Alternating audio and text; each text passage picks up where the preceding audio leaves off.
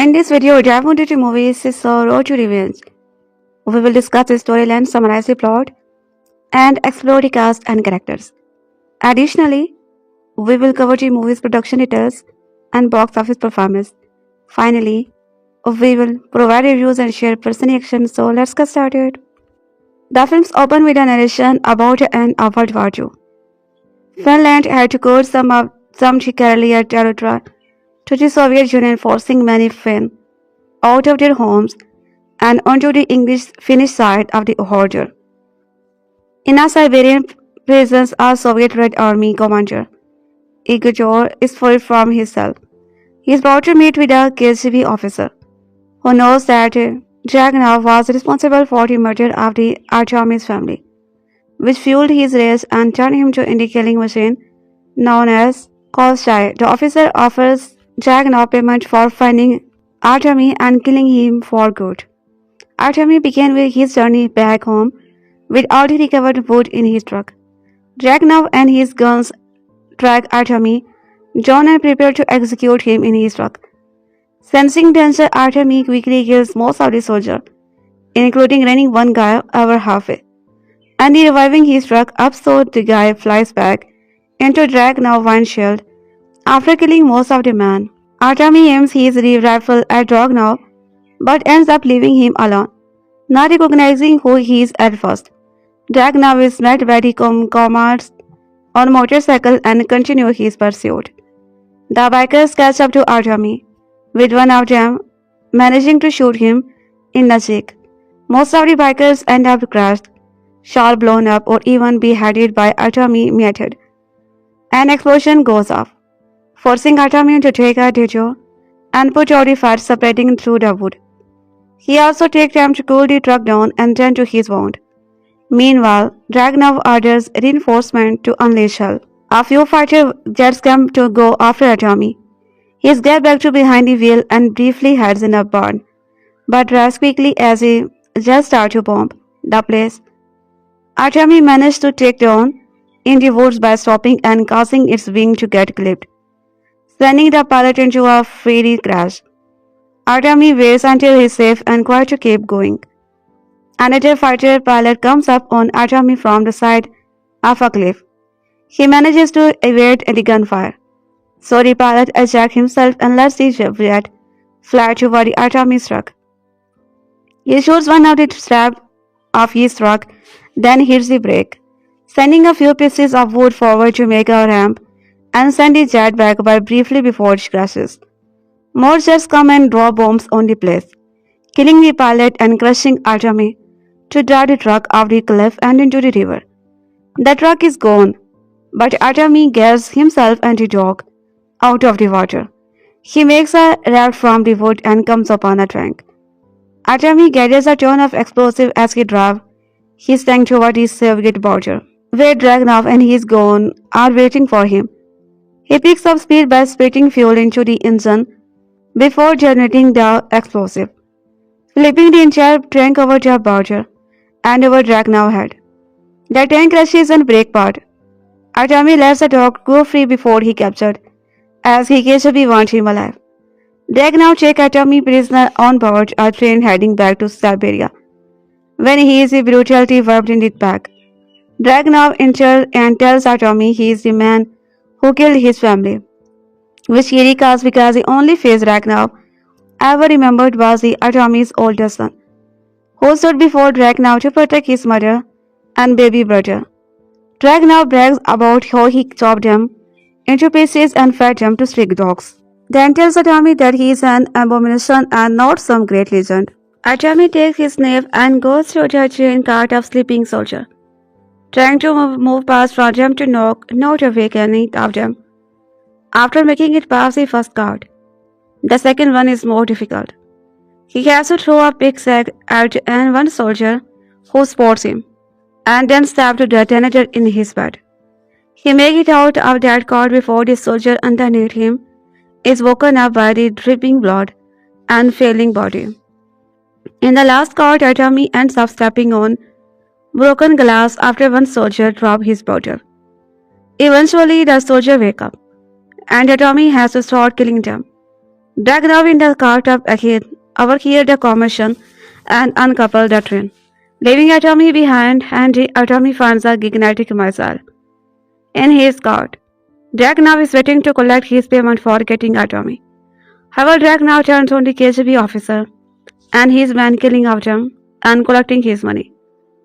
Atomy ignites the missile and rides toward the Dragunov cart, crashing through the window and getting into a brawl with his nemesis.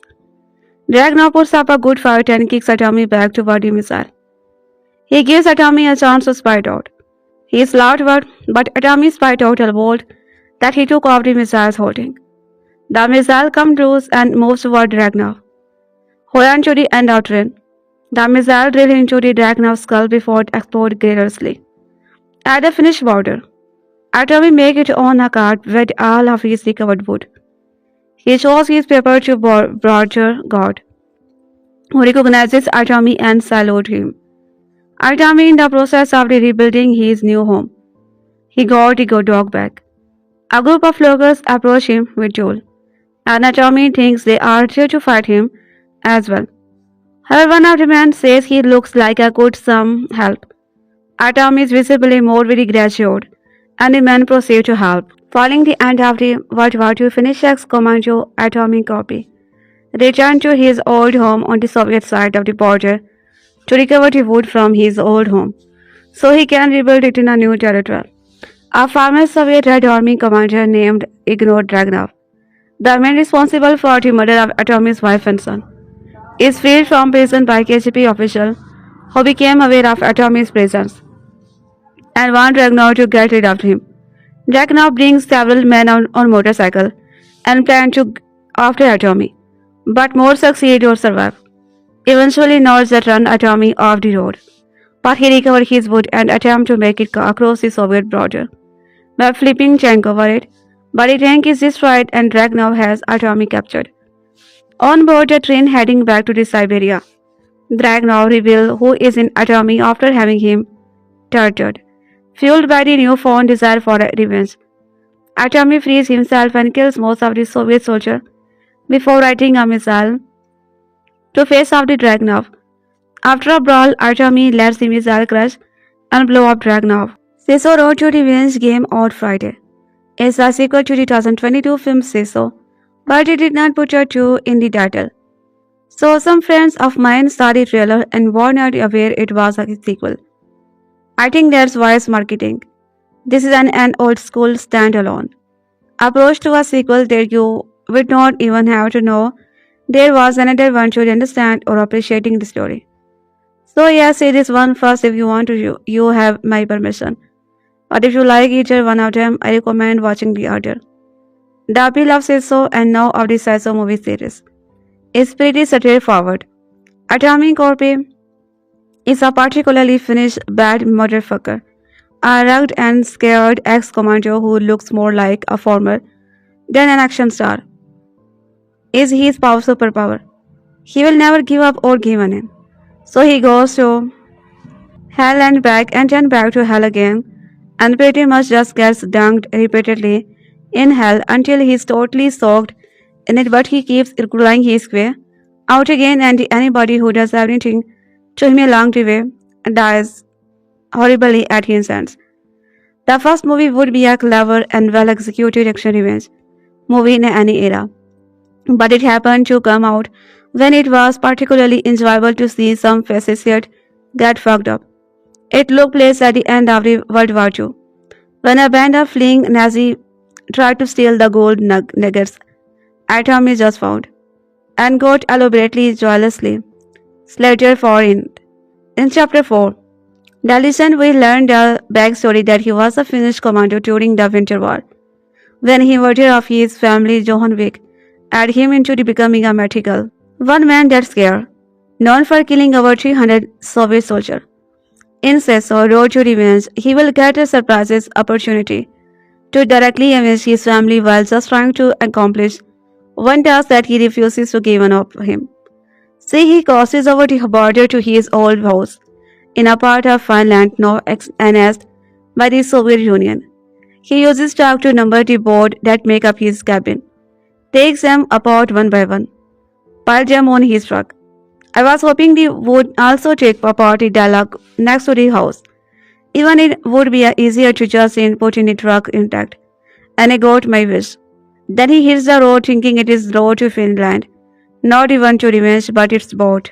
The power that he know about Tommy's visit. So a KGB agent goes to prison in Siberia to release the infamous war criminal Igor. He's the one who killed Tommy's son and chopped him up with a shovel. So this guy can stop the monster he created. They will give him his freedom.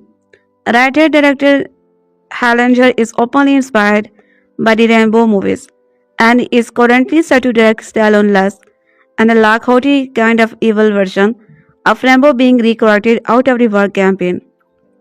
So there is. He just wants to get out after with his house, and it's largely a chase movie. There is clearly a big George Miller influences, particularly the Road Warrior. Soviet soldier with cool wielding mask like helmet, chases truck on the motorcycle. Throw Molotov cocktail at it. Climb on top. I like he is not only trying to get away, but to protect pieces of wood from damage. Even better, the truck does not surface, so his spoiler turns the pieces of cabin into a raft. Before that, he impressive a way to knock some off the truck, just in time to make a ram to launch a plan, trying to dive bomb him. There is a bite of the Fast and Furious or Transporter too. Approach to physics which is way better than the stupid other kind and suck. I sense a bite of Spielberg in the way he continuously faces new obstacles and has to improvise. Things go comically wrong and he always gets back up and silently figure out the next move. But he is nothing like Indiana Jones, more like Rambo and Johan F. Lane in their respective sequel because he can accomplish all these, but not without going through the tremendous trial of physics pain and injury. There is a specific references and one-upping of Die Hard, where he has to walk barefoot over broken bottles and then spiral fast backward on the damned so they stick into his bag too. This is a good international genre movie, so openly finishing its star and attitude, not compromising anything. Hallinger still uses his same cinematographer, editor, and production designer, and I believe stunt coordinated woman Nesso in finish. It's always fun to see them being psychotic bastard, and this time they get to go wild with the Russian accent. More importantly, we have seen Lang limit committing violence in Don't Rebrat 1 and 2 and Avatar 1 and 2. So there could not really be a more fitting up opponent for this specific hero. I don't think one exists. If there's a next time top, make him defeat a ridiculously fit and vain young dude. Just in case there might be some guys on the older side who would appreciate the confidence boost. Who know? I doubt it, but it's possible. Sisu Road to Revenge combines so many of my favorite type of movie. Atom's mythic presence, and depth of dialogue and his music by Joris Sopa, and the way he picks up enemies in the eventually graphic movie is like a slasher movie. The elegantly simple construction of the story is like a really good action movie or western, and the imaginatively ridiculous uses of various weapons and vehicles are like in different type of really good action movie. Some movies with these qualities can be a little too surgery. I enjoy watching them and appreciate the fun time, but forget them quickly. That may not be the case with this one, for the simple fact that Hallinger have found a way to end on a genuinely emotional note that adds weight to the whole thing. I will discuss specific in a spoiler post script below. He said in interview that he loves where this end up and then it would make a good ending to the story. But he has an idea for a third one that he might want to make. I like both options. I'm grateful that I got my wish from the Sisu review, which is just for him to make his next movie in a reasonable amount of time. He seemed to be on a roll now, and you won't want to get in his way. I was so surprised that this is a fall movies was able to genuinely move me at the end. He's made it home. He's putting the house back together. Suddenly, a group of men carrying hand axes and hammer, and things approach. I think you probably guessed where they are for, like I did. But both Tommy and his co-resumed are there for a fight. So he cleared his throat and grips his axe. We thought you could use some help. One of them says, those are not weapons they brought. They are tools, of course. But the Tommy chokes up, and the guy tells him he does not need to say anything. Man, that attaches my heartstring to a motorized reel and it cranks him. Even the legend, the immortal, the finished Baba Yaga. The guy who simply can't tell because he refuses to turn out to have feelings underneath. He had to all the entirely by himself, and the idea that somebody would actually do something nice for him, that he could have some help, just overwhelmed him. They know that he could use it and so could never articulate it. In the photos during the end credit, we even see him having a laugh while they are building. He made friends. He enjoyed a joke. Maybe told one. I have that for him. And I think again this is a good Rambo parallel. Because it's a little like the structure that makes First Blood. Such a classic. Rambo goes through all that and then he breaks down, bulbering to clonal, and we find out what's been going through his mind the whole time. Tommy would never do that, but he is just as broken and emotionally repressed as Rambo, and is just as powerful when it came out. It's a movie about funny way to kill terrible people, but it's also so much more. The best part about Sisu was its nonsense approach, a thrilling action movie that did not indulge in unnecessary subplot, resulting in an underline-inducing glory-punching affair. The sequel, Road to Revenge, maintained the same approach. This time, the protagonist, Anatomy Gorby, takes on the Red Army. Atomy and killed 300 Soviet soldiers in the Winter War single-handed to seek revenge for the death of his family. And he had become a legend. 2 years after his gold discovery, Sisu embarked on a journey to his family house in Karelia. He also left here with his wife and 2 sons, before they were brutally murdered by Soviet soldiers. Since in 1944, Finland and given up Karelia to the Soviet Union as part of the Space Red Dry Atomy decided to travel home, dismantle the house he would be built, and rebuild it somewhere safe. But soon after Tommy crossed the border, Tommy was heading to Finland when his path was blocked by a Soviet army van. He figured that it would cause trouble, and the moment he noticed the Molotov cocktail in the hand of one of the soldiers, he knew he had to act immediately. Tommy cleverly managed to take down all the soldiers, but he spared Igor because he did not wish to cause harm to someone who did not try to actively shoot him down. Tommy had no idea that the man he spared was the one who would be relentlessly kill his family. Igor now had a fair idea of the man he was dealing with. He realized that taking down Tommy would not be an easy task, but he was ready for the challenge. Igor instructed the soldier on motorcycle and even pilot to take down Tommy. He was being attacked from all sides, just as he was done killing the motorcyclist. He had to now find a solution to protect himself from the airplane. Repeated shots were fired, and he ended up taking shelter in a barn. He figured there was no way he could protect himself there, so he also hit and rode again. But navigating the road with the airplane constantly targeting him was not easy, and he ended up driving his truck into a lake. Tommy was almost about to drown, but then he released his dogs and used them as a makeshift raft to float on the water. As he was sailing by, he stumbled upon his abandoned tank. Tommy loaded the logs onto the tank and used dynamite, landmine, and fuel to summon capsuled his way into the Soviet camp. But unfortunately, his plan did not pan out the way he would be intended. The tank was destroyed due to the impact, and Tommy was left terribly injured. He had no choice left but to surrender. But after stepping out of the tank, he had pushed a sharp knife blade into his leg. As expected, Tommy was repeatedly tortured. He was hung from the ceiling of a train wagon like fresh meat, and a hot iron was used to be repeatedly strike him. He was bleeding from his whole body when Igor stepped in. Hubby realizes that Tommy had extreme tolerance for physical torture. But the one thing that completely destroyed him was the murder of his family. So Igor intentionally spat out exactly how brutally he would be killed Tommy's wife and son. He added his elder son, Ottawa, was feisty and brave. And he remembered a little boy because he had attempted to attack Igor in the eye out of nowhere. He would try to put up a fight to protect his mother and younger siblings until his dying breath. Igor looked at Tommy in his eyes and promised to put out the fire in him. He believed that Tommy was a high protector of his section, and he promised to end the legend around him, turn him onto a piece of flesh without any memory, and use the logs of his house for railroad ties. Igor did not realize that everything he would be sad added to fuel to the fire in Tommy.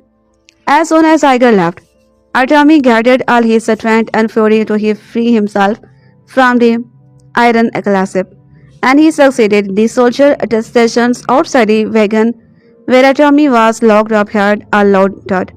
They were frightened when they saw through the small window that Tommy had freed himself. One of them decided to step in his track, and well, you can already guess what happened to the soldier. Tommy was unstoppable. The soldier we had gone in the check on Tommy had assumed that he did not have any weapon, but he had no idea what he was dealing with. Tommy's son pulled the knife blade out of the flesh and held it close while walking from one wagon to another. He tried to move it silently because he did not want to create chaos before he reached his target Igor. Tommy tried his best to be quiet, but it was a couple of soldiers had stepped out to relieve themselves, and Tommy had no choices but to kill them.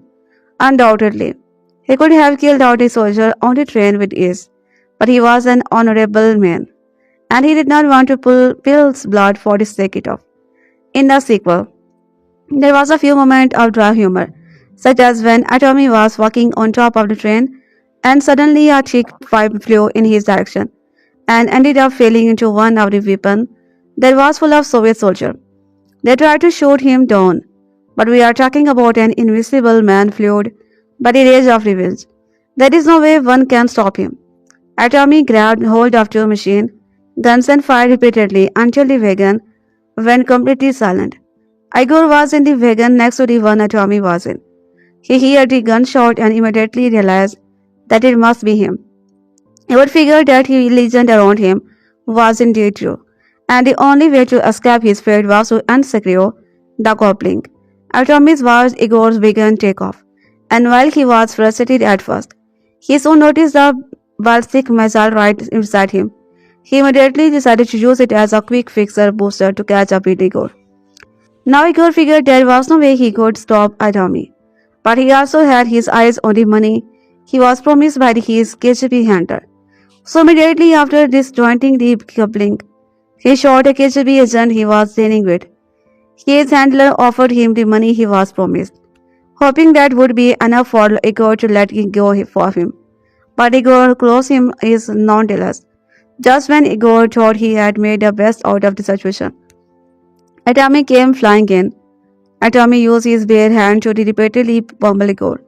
But then again, he was wounded and not in his physically best form. Igor overpowered him and struck him repeatedly. During Sisu, road to revenge's ending, Igor grabbed hold of a shovel and used it to strike Tommy.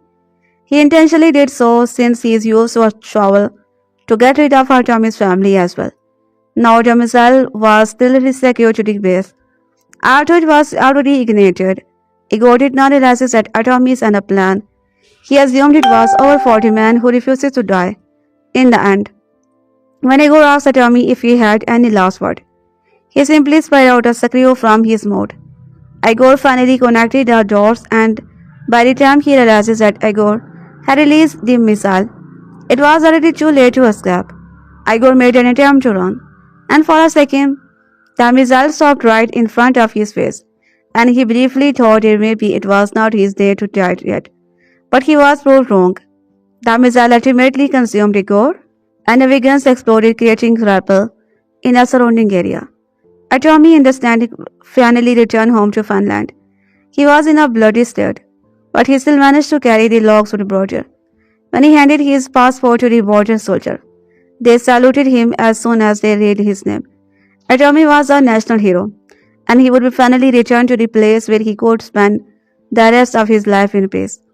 In Sisu, Road to Revenge ending, we learned that Tommy's started with his dream project of rebuilding his house.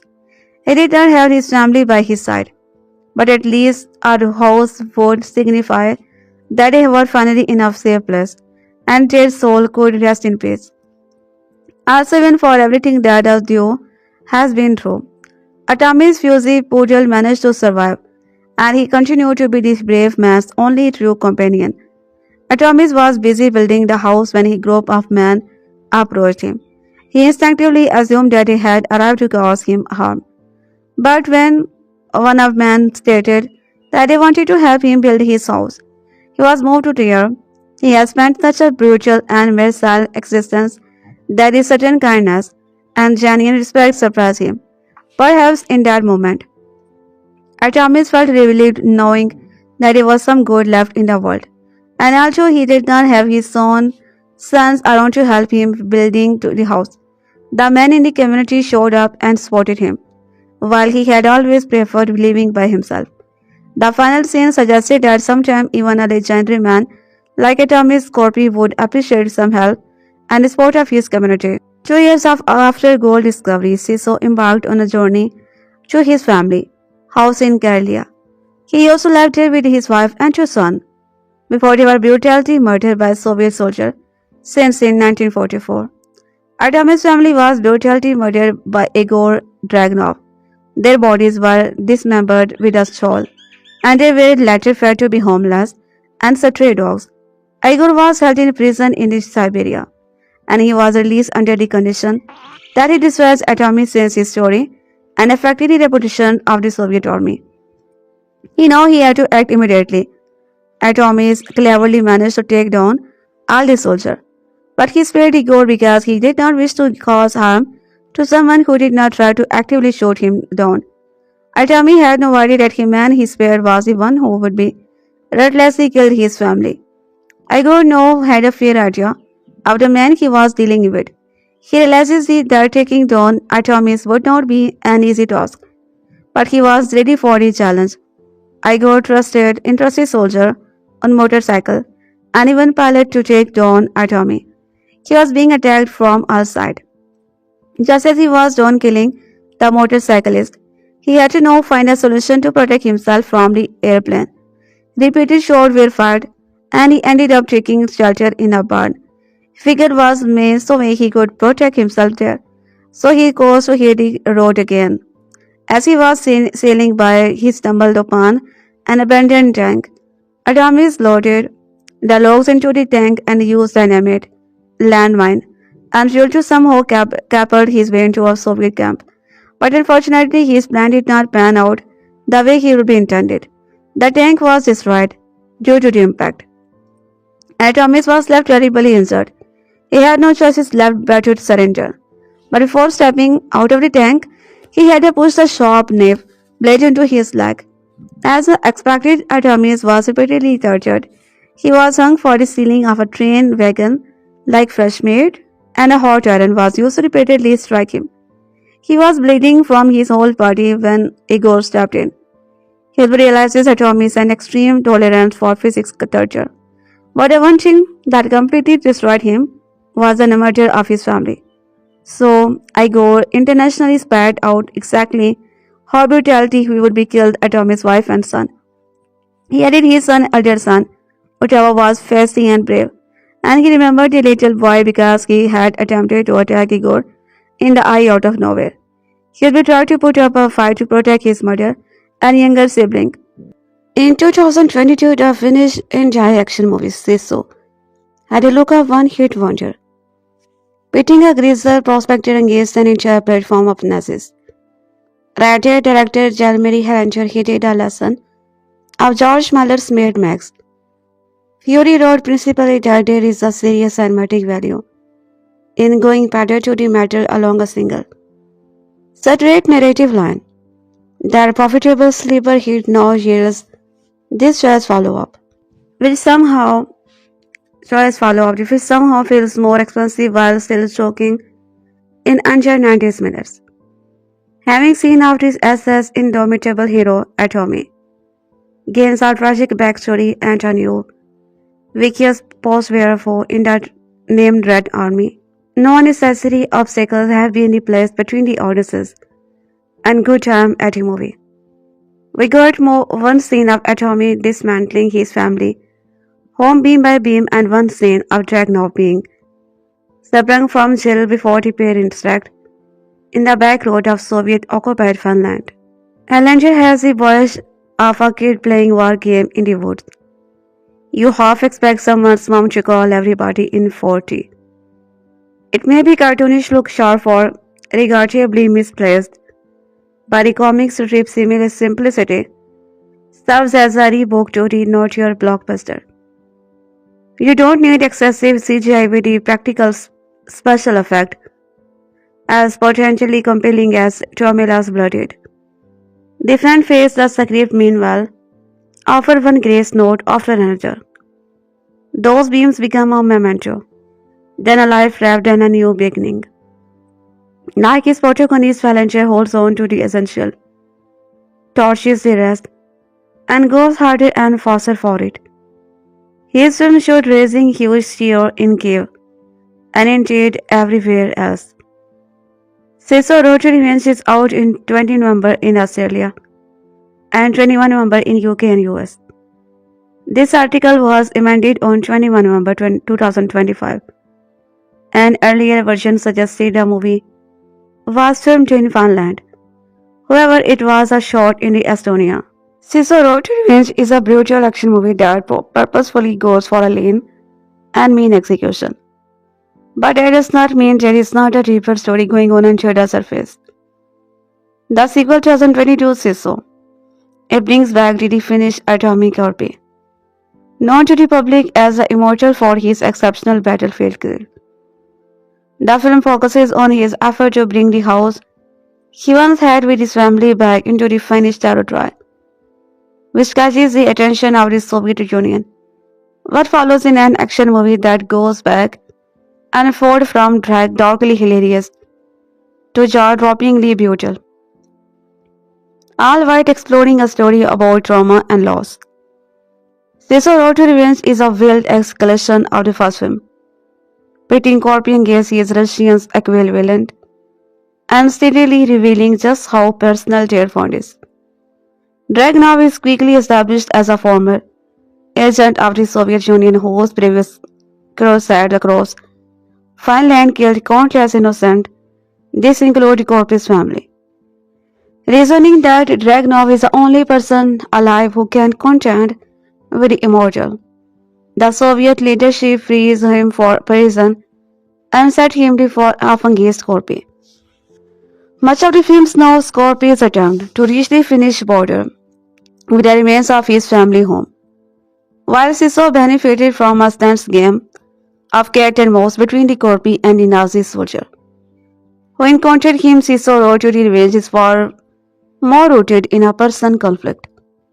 Dragunov is defined in a direct contrast to Corpi, with both men having similar skill set and disaggregate for their enemies.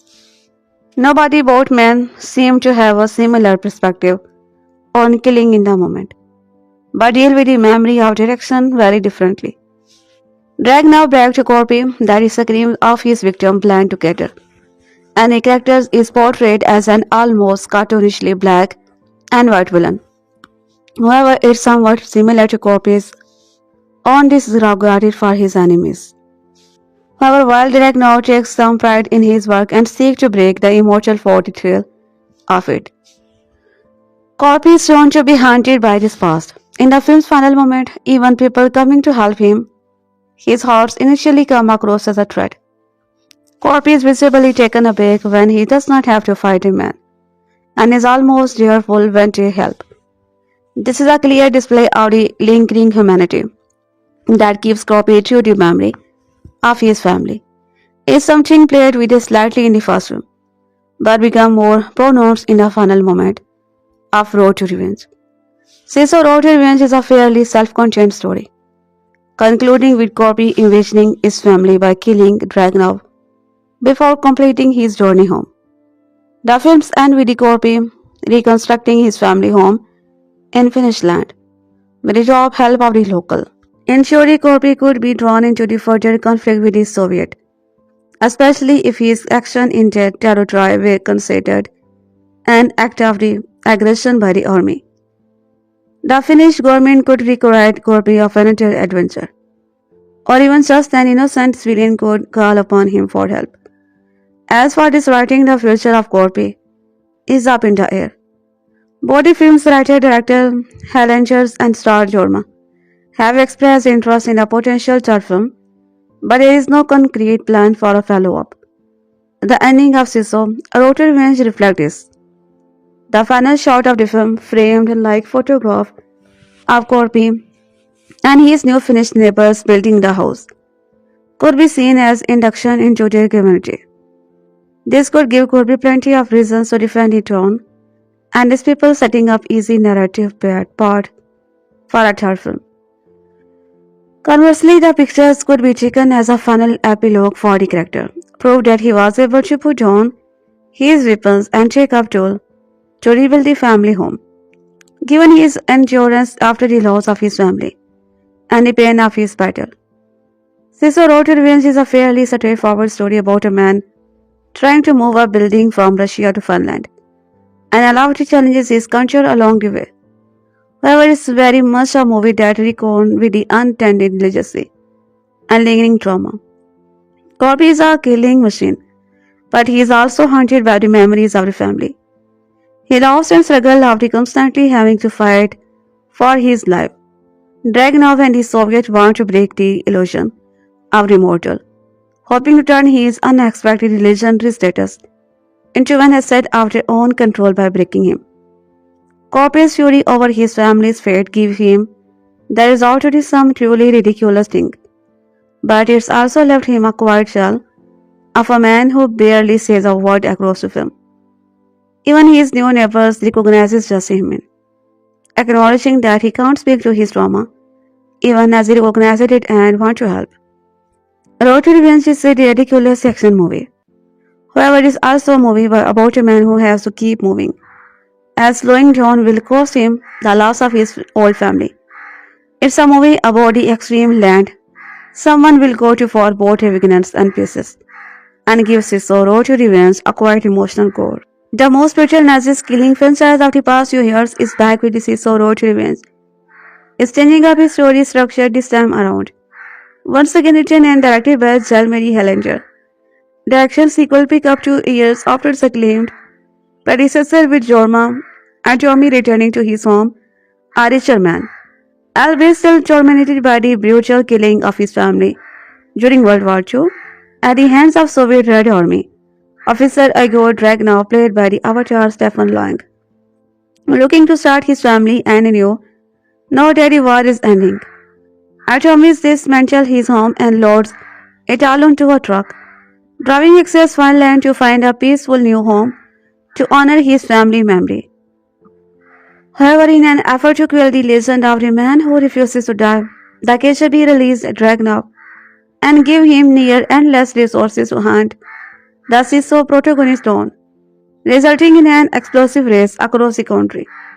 Having originally premiered at the Fantastic Fest in September 2025, Sisu Road to Revenge has then guaranteed near universal acclaim for critics, currently holding a 96% approval rating from critics on Rotten Tomatoes, who have praised the sequel for its inventive action and dark sense of humor.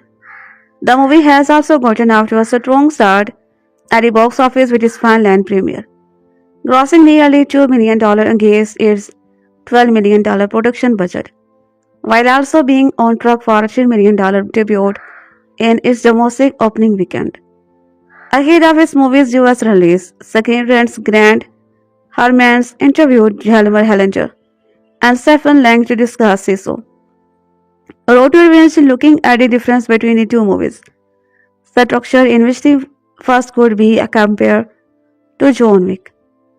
Jalmari Hellinger the idea that Assanis are trying to transport his home to a hostile territory, create actions and a moment. Like in a road movie with a lot of action, it's entertaining to watch but will slow to shoot. When you have a lot of moving vehicle, cars, motorbikes, etc., and also all the cameras are moving, it is very time consuming and harder to rest for a new take. as the scale increased between the two films, and Hellinger had a bigger budget to work with. The writer-director pointed to the big explosion as being the most exciting set pieces to put together, while setting the towers as being the movement of all the vehicle, describing putting together the former. Hellinger said the key to pulling them off a lot of planning and work beforehand, especially given that on the day of the shoot. You only have one take and therefore have to hope that everything goes as planned. Another key evolution in Sisu. Road to Revenge story is unlike many other man army action franchise. The sequel gives more insight into Tommy's backstory regarding his family's death and the person behind it. Helander explained the decor of this change came from his protagonist getting his house back, feeling it to be so original, emotional, and right from the first second. I intended to have an idea that would match the first film and could have better to justify the film. This time is more personal and emotional and creates good action. Second trend. The cast of the first films was primarily Finnish, and again, you broadened the scope a bit here with Stefan Lang and Richard Brake. Two fantastic actors as your primary villain. How did a more international casting came about? And what should draw you to see those two in particular? I was thinking about someone younger at first, but when the idea came to have Stefan Lang, I immediately thought it was a great idea. And when I had my first conversation with him, it just felt pure. It was awesome to get break a link for Sisu because I told me could be really neat some badass actor for this film. Stephens, obviously you are no stronger, no playing villain. But every actor has a different way of getting into their villain head. Whether it's the physicality, whether it's their backstory, whether it's the voice, what do you find was the best way to get into Igor head in the film? As I recall, it had a lot to do with the kind of emptying myself out. I was really looking to kind of recreate kind of a void in my own self. And one of the ways I achieved that, I didn't enjoy. You mentioned the backstory. And obviously, the backstory of Igor Dragunov is not relevant to the narrative, in a sense, but it is relevant to my playing the role. So to be able to create a character who is capable of such kind of gallows, good and is systematic evil. It's helpful to understand where that's coming from and how that came about. Once you realize that this guy is and has been from the moment of his birth. A child of state that actually from a very early age. Well, that journey really make it all the more richer once we got to a later point in the film. And Igor gets more involved in the action, especially when we finally get to see him and Atomy go against each other. I would love you to hear when it was like when you and Jorma family got to actually share a screen time and both mentally and physically go joy to joy with each other. It was a player because he's a terrific pro. I think we both, even without ever saying it, had a contract to look out for each other. Because if you think about it, we are talking about in the train. We are in an enclosed space there, and everything is broken and busted. There are shared or sharp edges and everything. Wherever you go, there's a dozen ways to drag yourself and hurt yourself. That's interesting because that creates a little bit of watch your attention, which I think is good. But working with him, we worked well together. It was a fine dude. Whenever we did go together, a lot of punches were thrown. A lot of forks were stabbed into our people. And both of us walked away from it feeling like we would done our job. And also we did not broke my limbs, either our own or our acting partner. I also loved his small stab. I wanted to touch on the Igor's death because I was gratefully surprised by the sheer brutality, with the combination of the impaling him and blowing him up. How many iteration of a legendary death did you give him more crafting the script? I always thought he would die with the Miazal because that was the first idea with the train. I thought how cool it would be to ride on a train moving with a rocket engine of a big missile. So when I heard that, I know the missile would be the seat of him. Stephen Lang's explosive ending in his Road to Revenge has been unpacked by director Jan-Marie Hellinger, who explained the revealed moment. Lang portrays Igor Dragunov, a Soviet officer who killed Atomi's Dorma, family serving as the sequel's central antagonist. Sisu Road to Revenge ends with Igor getting blown up by a ballistic missile on a train that Atomy activates. In an interview with its Screen Rants, Grant Hermanson's 42nd installment, Randy explained the reason behind Lang's Igor getting blown up with a missile in Sisu. Road to Revenge, the director stated, that was the first idea, thought for the train scene, making it inevitable that he would be killed in such a manner. Check out what Hellinger had to say below. Speaking of Igor's death, I was gleefully surprised by the sheer brutality of it with the combination of the warhead, impaling him and blowing him up. How many iterations of a legendary death did you give him when crafting the script? I always know he would die with the missile because that was the first idea with the train. I thought how cool it would be to ride on train moving with a rocket engine of a big missile. So when I heard that, I know the missile would be the seat of him.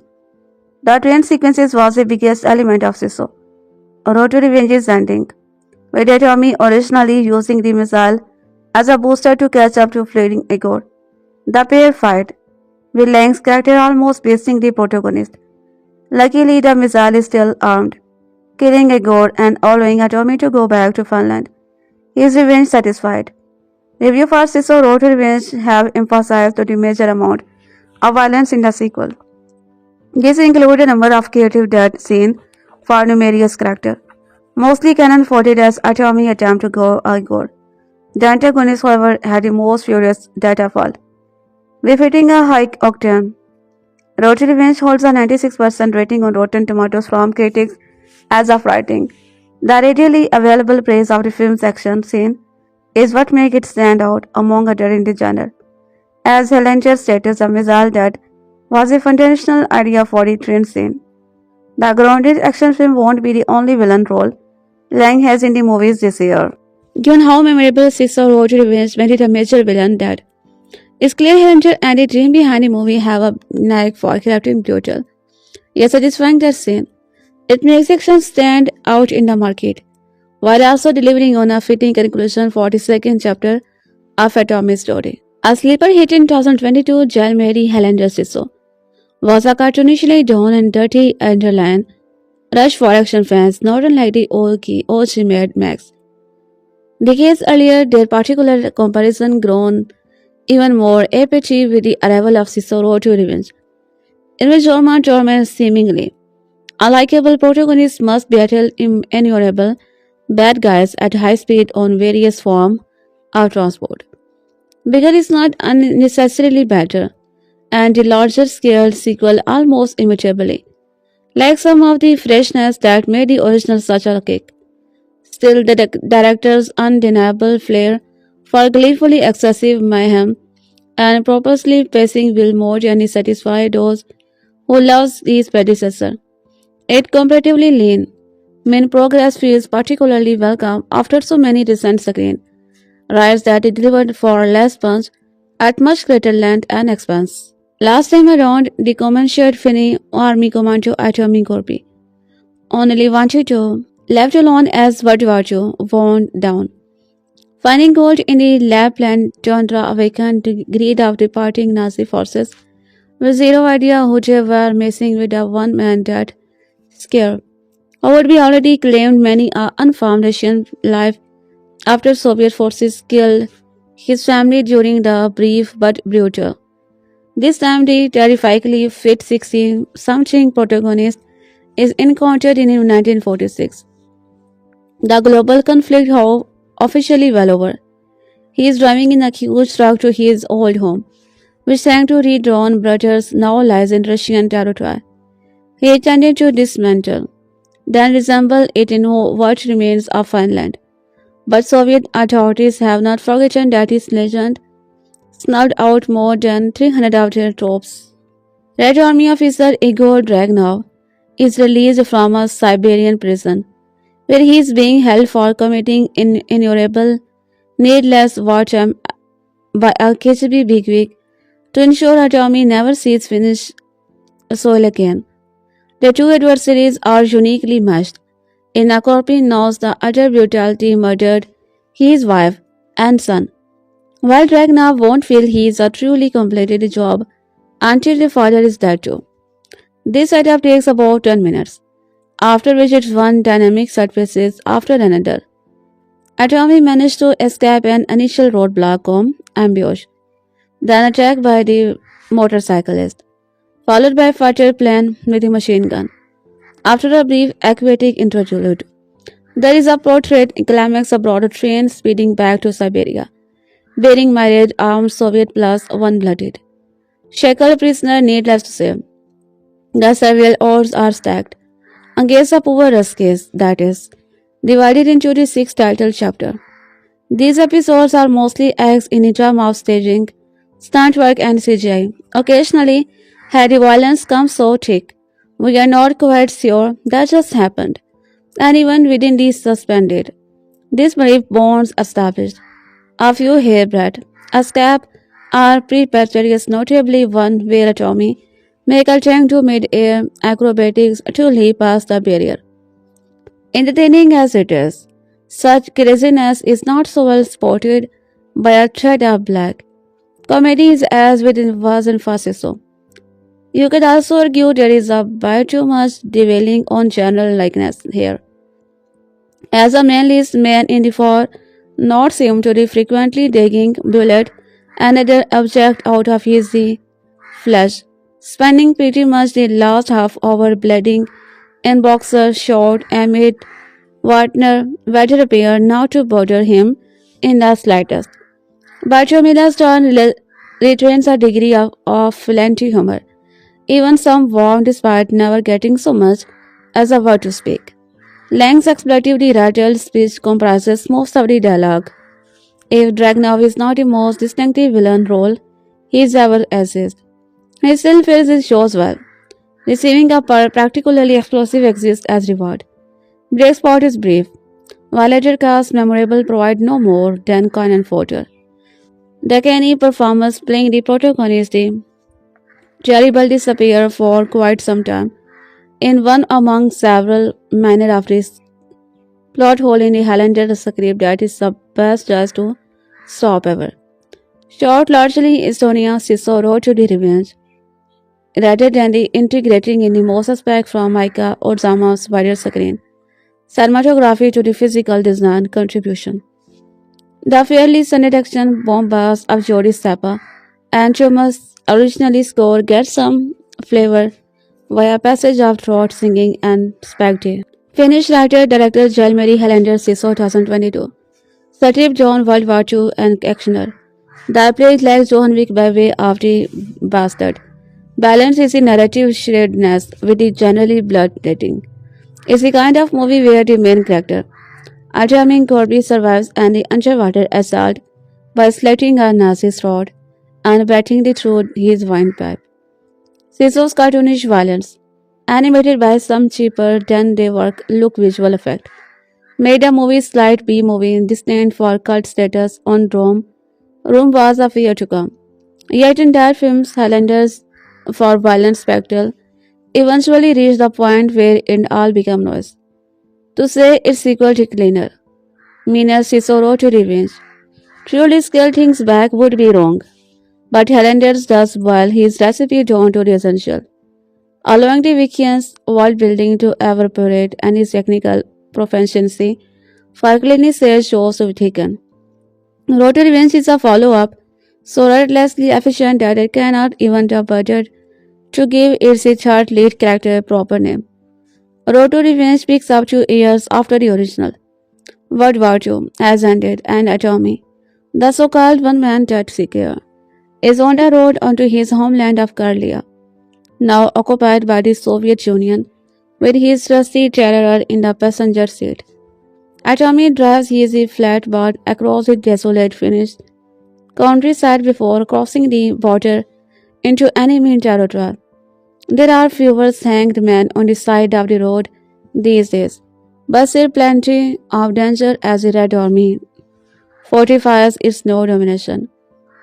His mission is to domicile his family cottage log by log, load the lumber into the truck, and find a quiet plow to rebuild.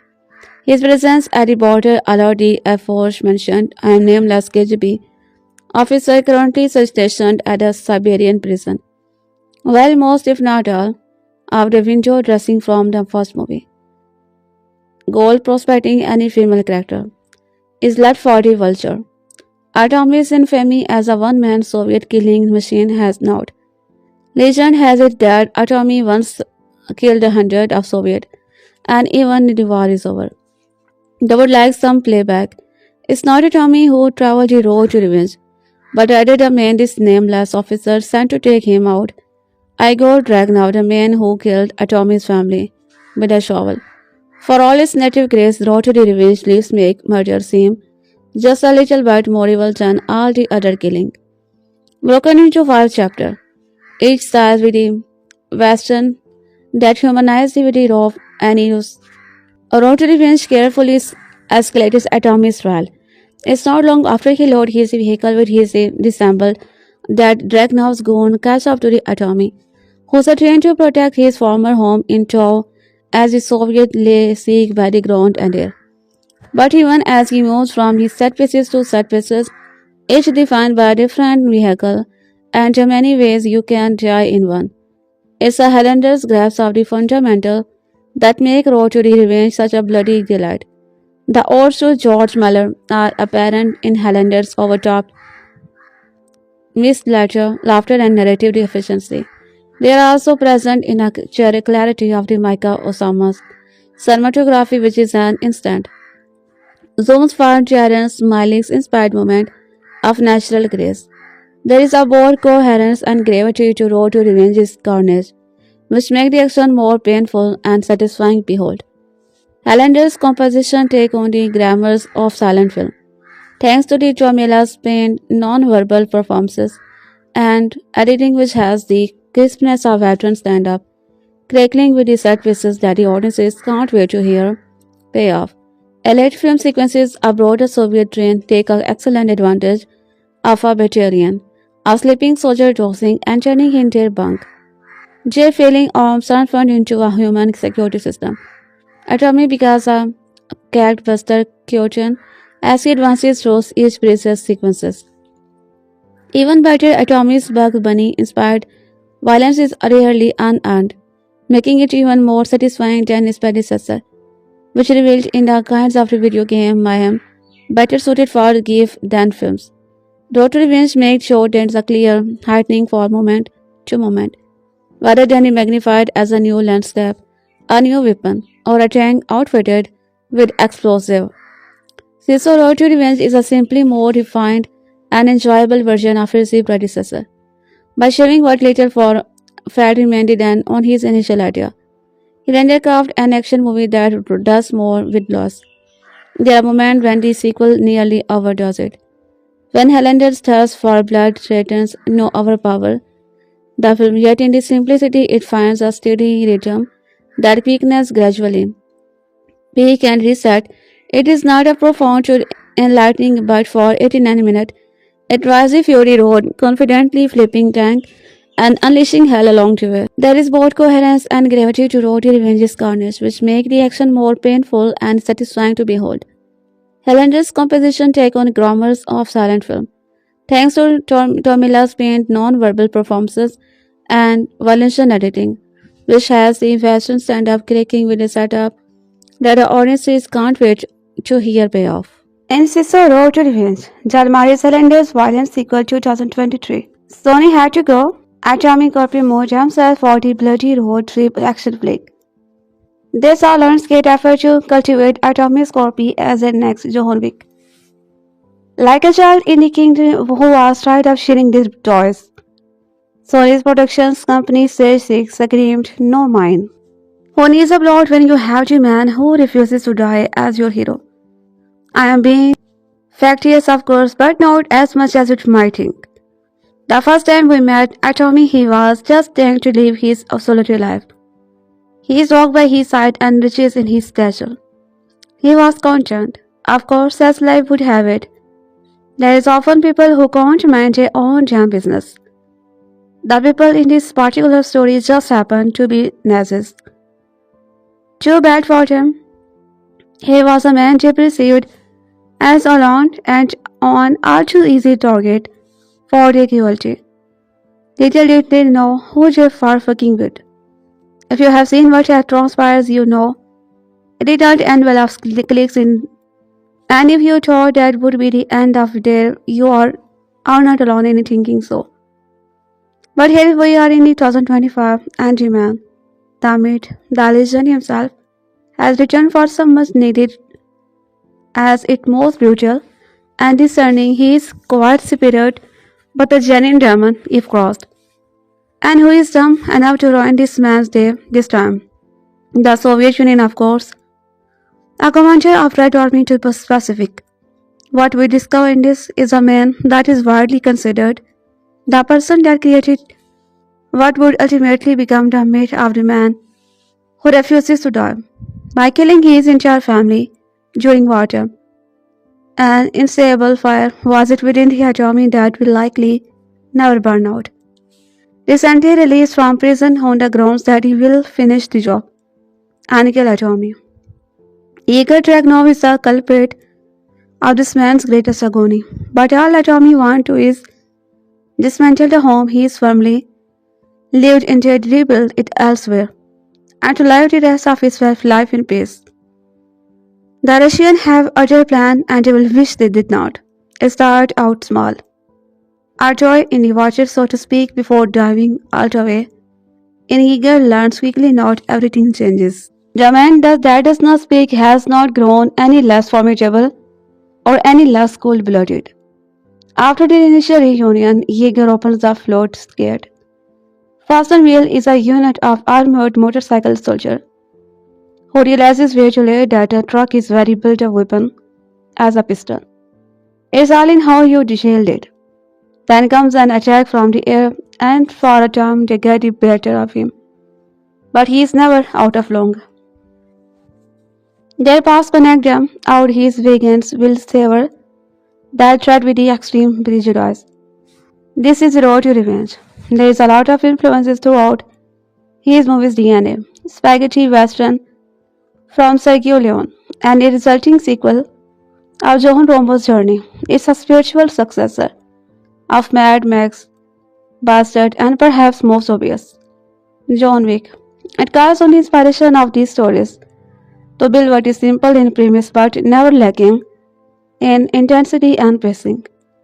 This is pure fan services, and so often this is seen in negative light. It's not what you might call a masterpiece, but it does exactly what you promised to do, and is some. It is all alright with you. Sisu and the sequel are for the bloodthirsty. Action episode. I, for one, I am thriller that cult action gem Sisu 2022 has spawned a sequel. This time, Jalmei silent, scared, stoic, silent action hero Ajami Gorpi gruesomely dispense multiple foes in ways appropriate to this film's bigger budget. But instead of facing Nazis this time, he is up against multiple goons from Stalin's Russia. A brief prologue explains how Finland had to go said land to the Soviet Union after World War II. Unfortunately, from Korpi, part of the land lost in where his family lived before they were.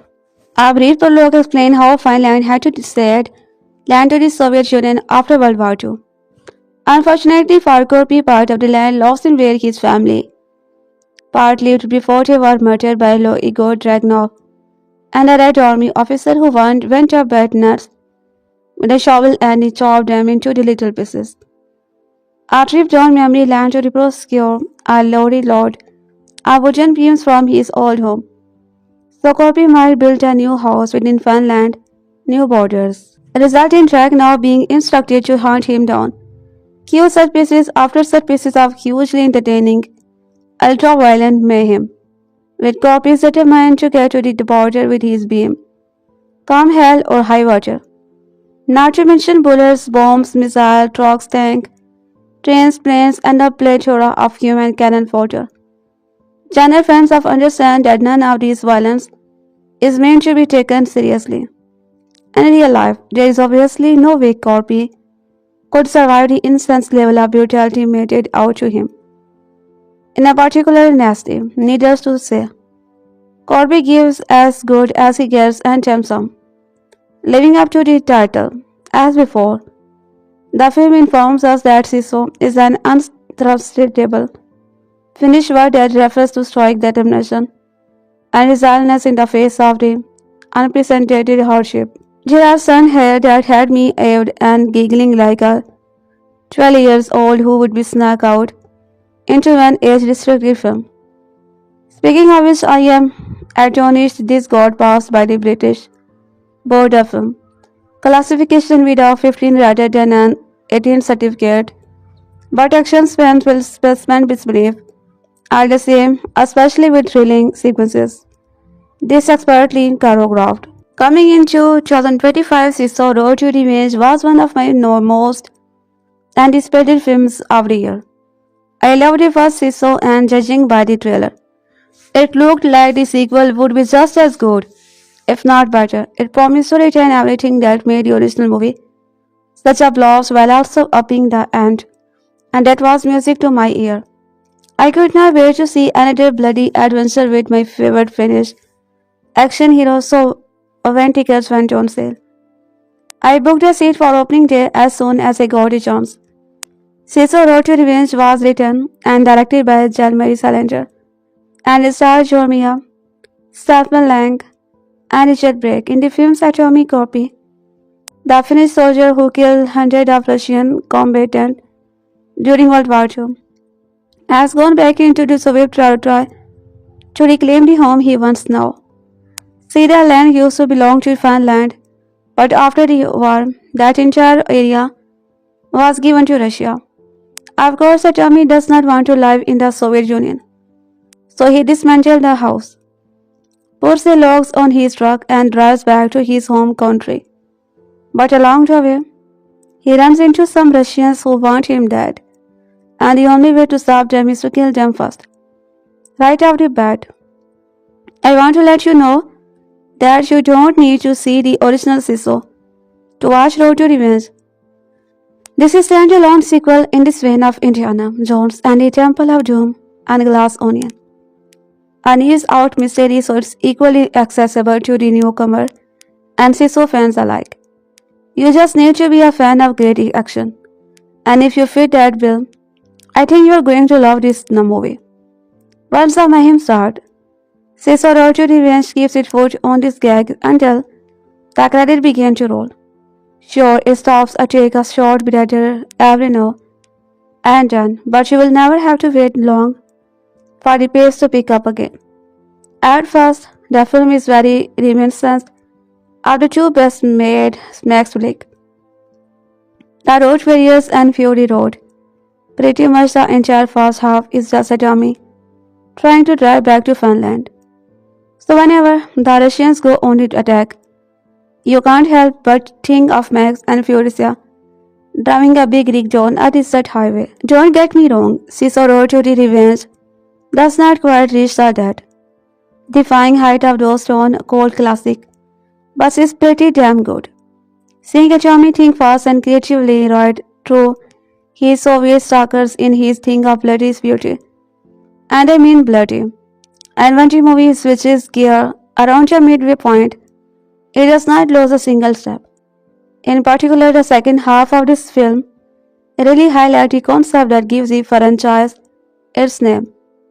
Sisu is a Finnish word that refers to an unbreakable grit and intensity, even in the face of seemingly impossible obstacles, and Atomy is a pretty much the living embodiment of that. I am not going to spoil anything, but I will say that if you think John Rambo stitching himself up in First Blood is impressive, just wait till you see what Atomy does here. He exhibits an almost superhuman resolve, and actor Jorma brilliantly brings that unflinching determination to life. With body language and facial expression alone, Atomy has no dialogue in Road to Revenge. Lets you know he is not one to be trifled with. So a single look from this guy is more than enough to put the fear of God into anybody who gets in his way. Anybody that is except the movie's villain, a Soviet officer named Igor Dragunov. He is played by Stefan Lang, and Lang is just as good as his heroic counterpart. He imbues the character with the same kind of fearlessness that makes Atomy such a great protagonist. But he transports it into a much more sinister key. Everything this man says and does is dripping with the unwavering. So that anybody can take Atomy down, it's him. All being said, I don't want you to think so. Road to Revenge is a pure shot of that adrenaline with no underlying substances. As the title suggests, this is a revenge film. But it's also more than that. It's a story of a man who was deeply affected by the loss of his life and cares. And Jorma nails that side of character as well. When Atomy first returned home and the memories of his family come floating back, Tommila is not afraid to let the character's emotions overwhelm him. He shows that even a man can try when he thinks back to the family that was so cruelly ripped away from him. And as a man myself, I really appreciated that. It's easy to view the Sisu franchise as little more than a hollow exercise in the beast brand out of toxic. But seeing Atomy experience genuine emotion shows there is more to manhood than just beer, brawn, and babies. On the flip side, I did have one issue with Sisu, A Road to Revenge. As much as I love the action, there are a couple of times when it stretches the bounds of cruelty a bit too far. I can't get into a specifiers without spoiling some of the fun, but I can tell you what the worst offender involves an airplane and few perfectly placed dialogue. It's just too much to swallow even in a movie like this. So I wish writer-director Jalmari Hellinger and he retained it just a little. Thankfully, the God is good is so. Road to Revenge far outweighed that one flaw.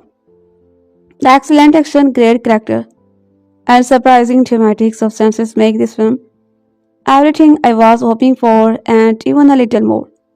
Granted, it's not for everyone, but if bloody action cinema is your wheelhouse, I highly recommend that you check this movie out. You ever wonder what would happen if Mad Max Fury Road me Fast and the Furious franchise? That, my friend, is Jalmari Hellinger Sisu, A Road to Revenge.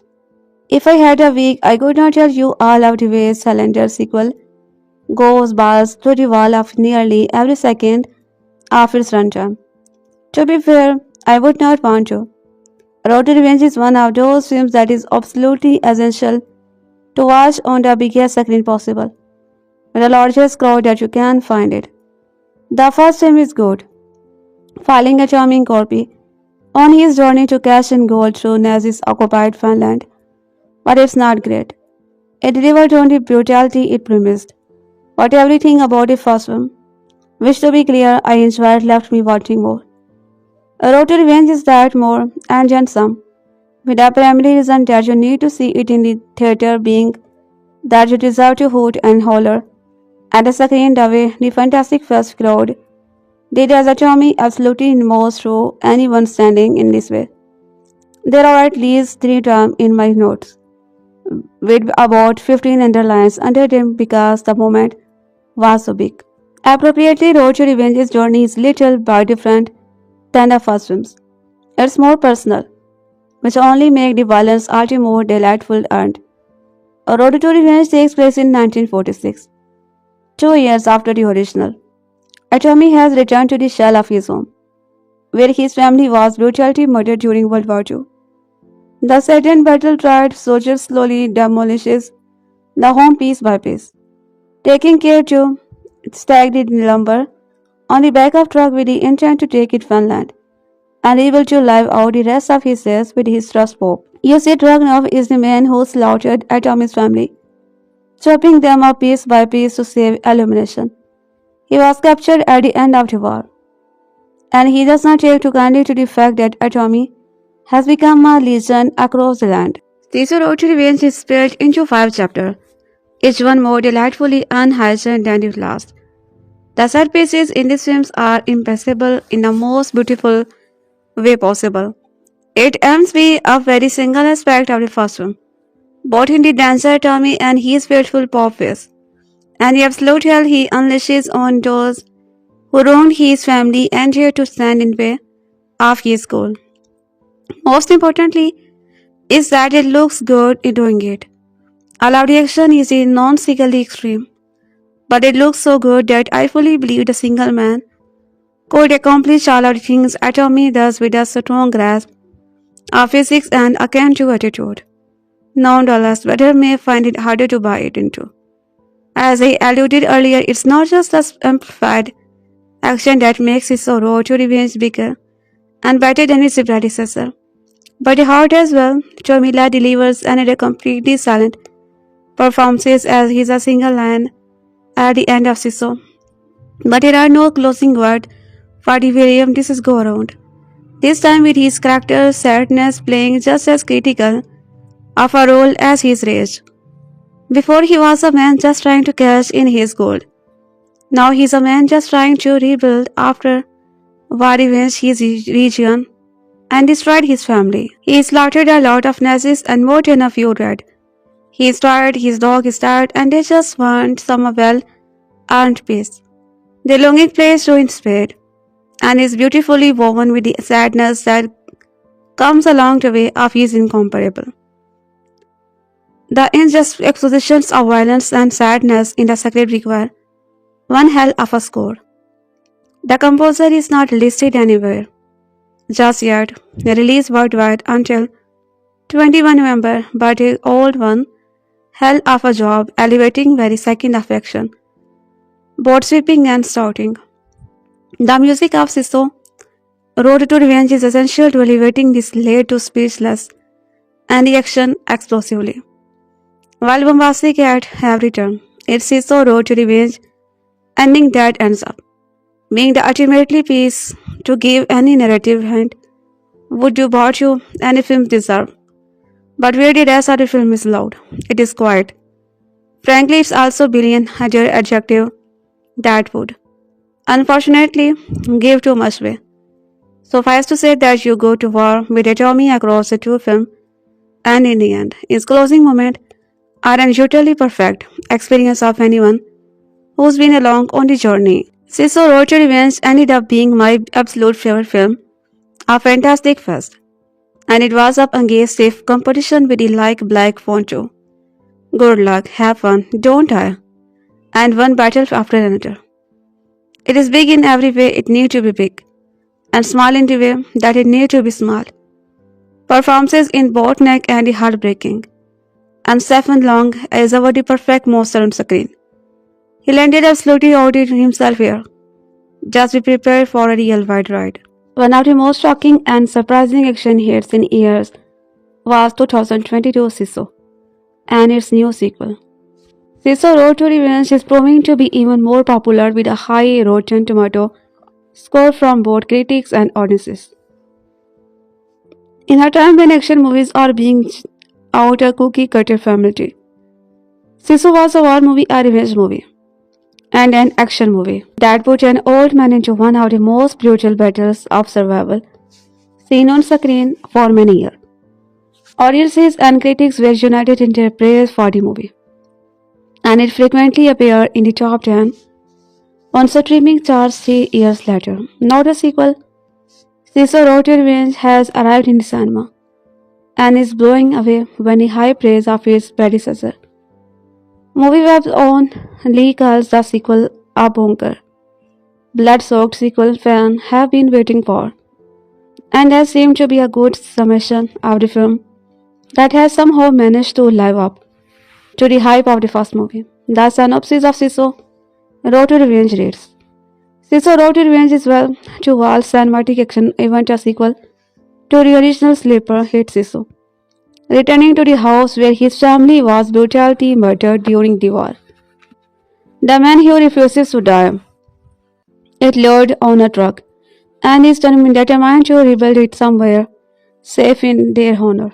When the Red Army commander who killed his family come back hellbent on finishing the job. A relentless eye-popping cross-country chases ensues to fight to the death full of clever, unbelievable action set pieces. While there are many movies that have been accused for ignoring the law of physics, defying logic and requiring a suspension of disbelief that even the most accommodating moviegoers cannot quite buy into. Sisu wrote to revenge flies in the face of dissent, make the carnage of George Miller's made Max movies look like a gentle period drama.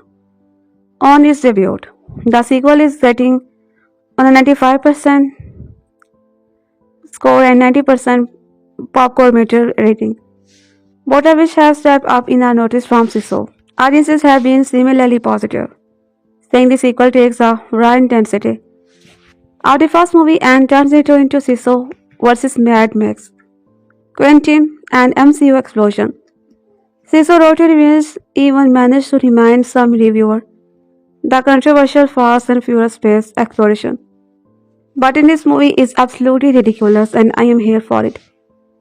Sisu is currently available to stream for free on YouTube and is worth watching before getting out of the cinema to watch even more bunker sequel to Bloody Glory. There is obviously no streaming date available for Sisu.